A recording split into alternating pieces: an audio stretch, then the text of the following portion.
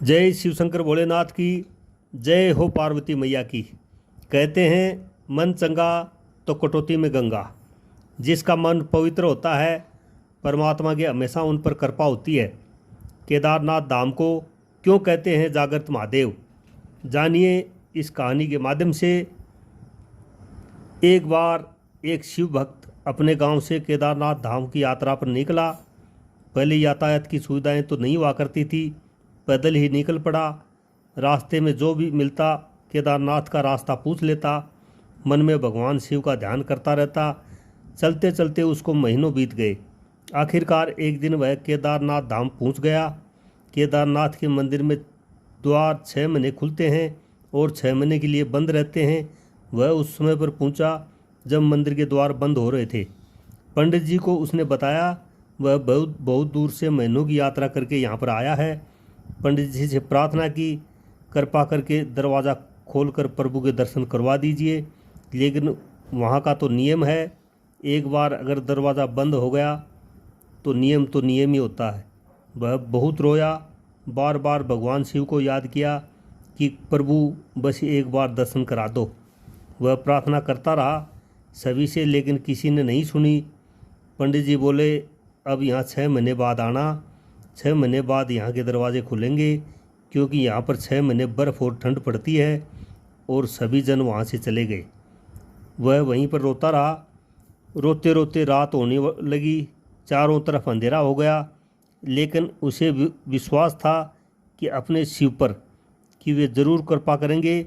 उसे बहुत भूख और प्यास लग रही थी। उसने किसी की आने की आठ सुनी। देखा एक सन्यासी बाबा उसकी ओर आ रहा है।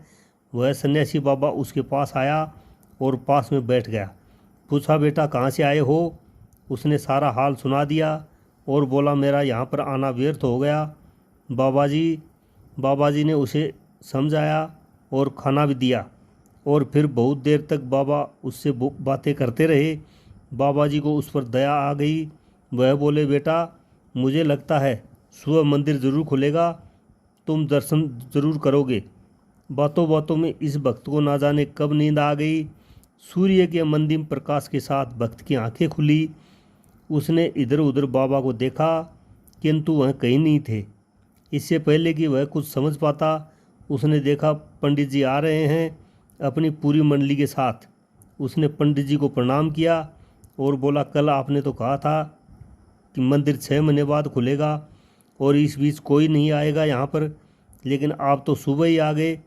पंडित जी ने उसे गौर से देखा, पहचानने की कोशिश की और पूछा, तुम वही हो जो मंदिर का द्वार बंद होने के पर आए थे, जो मुझे मिले थे? 6 महीने होते ही वापस आ गए? उस आदमी ने आश्चर्य से कहा, नहीं, मैं कहीं नहीं गया। कल ही तो यहाँ पर आए थे और आप भी मिले थे। रात में मैं यहीं पर सो गया था, मैं कहीं नहीं गया। पंडित जी के आश्चर्य का ठिकाना नहीं रहा।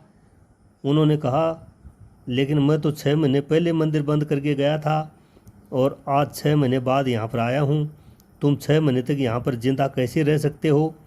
पंडित जी और सारी मंडली हैरान रह गई। इतनी सर्दी में एक अकेला व्यक्ति कैसे 6 महीने तक जिंदा रह सकता है?